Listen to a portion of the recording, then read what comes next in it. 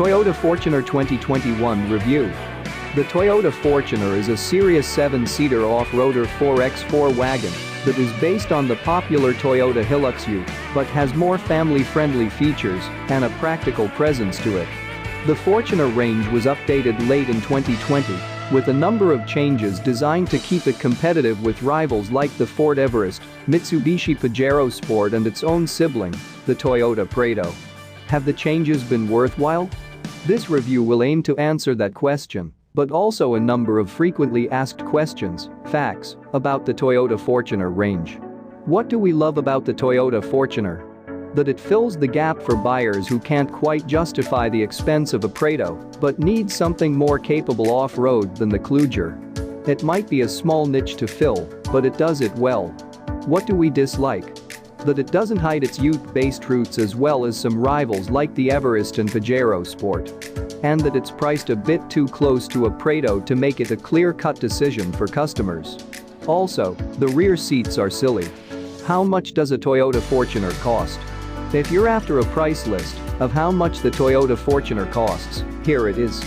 The Fortuner GX base model is $49,080 MSRP.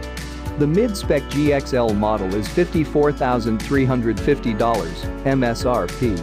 And the top-spec Crusade is $61,410 MSRP.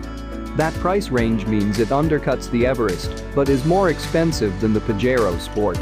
And, if you're considering it against a Prado, it seems like a decent deal. The base Prado is only $1,570 less than the best-equipped Fortuner.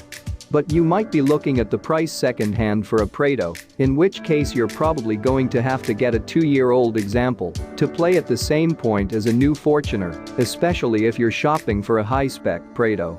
Anyway, let's take a closer look at what your money gets you in the 2021 Fortuner range. What features come standard with the Toyota Fortuner?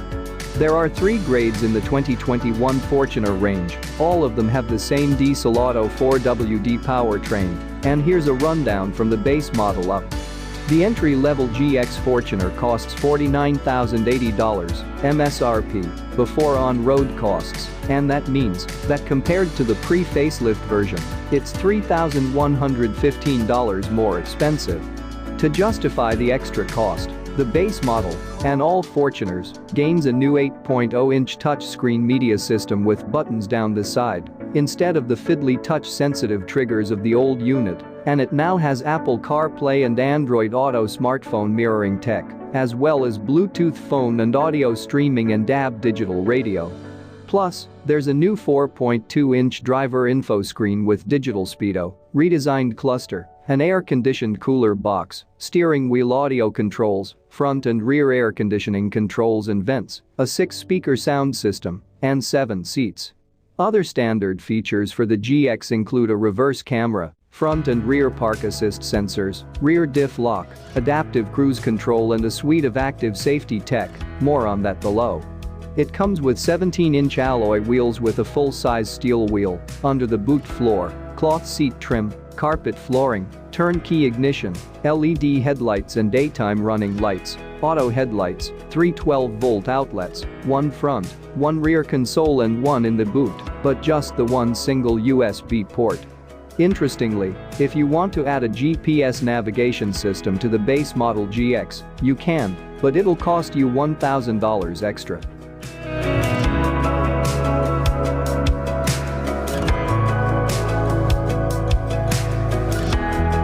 The next step up is the GXL, which is $54,350, up $3,560. This one adds a few different convenience features, including standard sat-nav, smart key keyless entry, push-button start, climate control air conditioning, single zone only, a wood-look premium steering wheel, paddle shifters, roof rails, LED fog lights, rear privacy glass, tinted windows, and chrome exterior door handles. Oddly, you need to buy the GXL if you want hill descent control, known as downhill assist control, or DAC. If the cloth seat trim with manually adjustable front seats doesn't cut it for you, you can option the GXL with a pack, $2,500, that adds leather accented seats and 8-way power adjustable front seats. And topping the lineup is the Crusade, which lists at $61,410, up $3,120 compared to the pre-update model.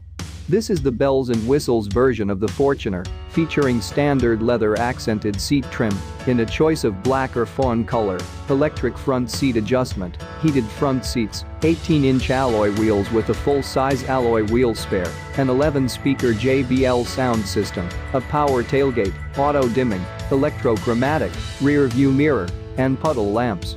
There's no TRD pack or Jeep-style hardcore edition with red painted recovery points, but if you option a genuine Toyota bulber with undershield, you can get rated front recovery points fitted. Another thing you can't get on any Fortuner is a panoramic sunroof, or even just a little sunroof over the front seats. Not available anywhere.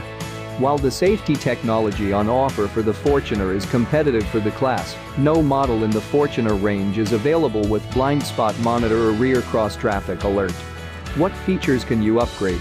There is a huge list of accessories available for the Fortuner range, whether you're shopping Toyota genuine accessories or looking at aftermarket suppliers like Ironman or ARB. Toyota offers a selection of bull bar options, with available attachment points for spotlights, antennae, a light bar or additional daytime running lights, upgraded bash plate, and underbody protection, a snorkel, different choices of alloy wheels, including 17-inch or 18-inch options, which could help you tailor upgraded off-road tires, covers for the LED headlights, and there's even a side step optional upgrade if you're not happy with the standard fit items. There are interior options like a first aid kit, cargo organizer, cargo barrier. If you don't use the rear seats, this is great to stop items like a tool kit hitting the rear seats and rubber floor mats and cargo mat. Things you won't find in the Aussie Toyota catalog, but will find on eBay, a body kit, bigger rear spoiler, and a nudge bar. How does the Toyota Fortuner interior look and feel? You only need to look at the interior images to know that the 2021 update wasn't a massive change for the cabin look and feel. Largely, it's a carryover affair, with no substantial changes to the vehicle's interior other than the media screen upgrade and new instrument cluster. If you didn't know it was based on a Hilux, you mightn't pick up on it straight away. But it shares a lot of elements with the popular Ute, including some practicality considerations. More on that in the next section.